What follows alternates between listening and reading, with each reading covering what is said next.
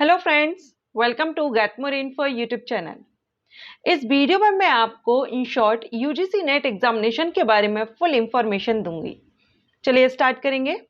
What is UGC NET? UGC NET examination क्या है? तो ये एक नेशनल लेवल का एलिजिबिलिटी टेस्ट है, एग्जाम है जो कि यूजीसी नेट के नाम से जाना जाता है। नेशनल लेवल का एग्जाम है, सो ऑल इंडिया के स्टूडेंट इस एग्जाम में बैठ सकते हैं। और ये जो एग्जाम है यूजीसी नेट, ये एनटीए के द्वारा कंडक्ट कराया जाता है, नेशनल टेस्टिंग एजेंसी के द्वारा। साल में 2 बार यूजीसी नेट एग्जामिनेशन कंडक्ट कराया जाता है। अब यूजीसी नेट एग्जामिनेशन किसको देना चाहिए? तो अगर आप junior research fellowship means JRF करना चाहते हैं, या असिस्टेंट प्रोफेसर ऑल इंडिया के टॉप इंस्टीट्यूट्स में अगर आप असिस्टेंट प्रोफेसर बनना चाहते हैं, या फिर आप पीएचडी में एडमिशन लेना चाहते हैं, तीनों में से कोई एक भी अगर आपका एम है तो आपको यूजीसी नेट एग्जामिनेशन देना चाहिए। अब हम जानेंगे इसकी एलिजिबिलिटी के बारे में। यूजीसी नेट एग्जामिनेशन के लिए जो क्वालिफिकेशन रिक्वायर्ड रखी गई है वो है 4 ईयर ग्रेजुएशन एंड सेकेंड है पीजी। या तो आपने 4 ईयर का ग्रेजुएशन किया हो, अनरिजर्व कैंडिडेट हैं तो 75% मार्क्स के साथ, और रिजर्व कैटेगरी के कैंडिडेट हैं तो 70% मार्क्स के साथ, या आपने मास्टर डिग्री ली हुई हो, अनरिजर्व कैंडिडेट है तो 55% मार्क्स के साथ, और अगर आप रिजर्व कैटेगरी से बिलोंग करते हैं तो 50% मार्क्स के साथ। ये दोनों ही कैंडिडेट यूजीसी नेट एग्जामिनेशन को दे सकते हैं। लेकिन यहां पर एक कंडीशन रहती है।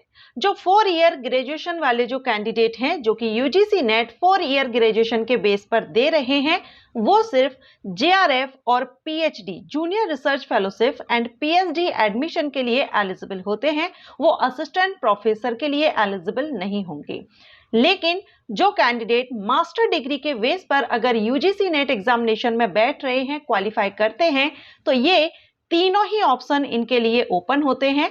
Junior research fellowship, assistant professor and PhD, तीनों के लिए ही आप एलिजिबल होते हैं। इसके बाद हम बात करेंगे एज क्राइटेरिया की। यूजीसी नेट एग्जामिनेशन के लिए कोई भी एज क्राइटेरिया नहीं है, अपर एज लिमिट नहीं है। अगर आप क्वालिफाई, जो भी क्वालिफिकेशन रखी जाती है, एसेंशियल क्वालिफिकेशन, वो अगर आप कंप्लीट करते हैं, फुलफिल करते हैं, तो आप यूजीसी नेट एग्जामिनेशन में बैठ सकते हैं। लेकिन हमने देखा यूजीसी नेट एग्जामिनेशन में 3 अलग अलग ऑप्शन आपके पास हैं, JRF, PhD and assistant professor.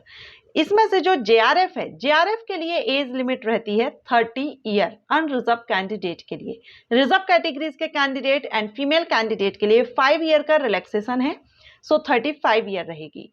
बाकी जो 2 ऑप्शन आपके पास है, पीएचडी एंड असिस्टेंट प्रोफेसर, इनके लिए कोई भी एज लिमिट नहीं है। आपकी एज कितनी भी हो, जो क्वालिफिकेशन रिक्वायर्ड है वो अगर आप कंप्लीट करते हैं, नेट एग्जाम आप दे सकते हैं। आसान भाषा में अगर हम समझे तो यूजीसी नेट कभी भी आप दे सकते हैं, जब भी आपका मन हो। बस ऑप्शन आपके पास जेआरएफ अगर 30 प्लस अगर आप हो जाते हैं, या रिजर्व कैंडिडेट है तो 35 प्लस अगर आप होते हैं एज, तो आपके पास जेआरएफ का ऑप्शन नहीं रहेगा, बाकी 2 ऑप्शन आपके पास रहेंगे। सो नेट एग्जाम आप दे सकते हैं, आपकी एज कितनी भी हो। नेट एग्जामिनेशन का सिलेक्शन प्रोसीजर में एग्जाम, इसमें 2 पेपर होते हैं, paper first, paper second. Paper first आपका जनरल अवेयरनेस से रिलेटेड रहता है। सेकंड जो पेपर रहता है वो आपका सब्जेक्ट से रिलेटेड, जो भी आपका सब्जेक्ट है उससे रिलेटेड क्वेश्चंस आते हैं। फर्स्ट पेपर में 50 क्वेश्चन 100 मार्क्स के रहते हैं। सेकंड पेपर में 100 क्वेश्चन 200 मार्क्स के रहते हैं।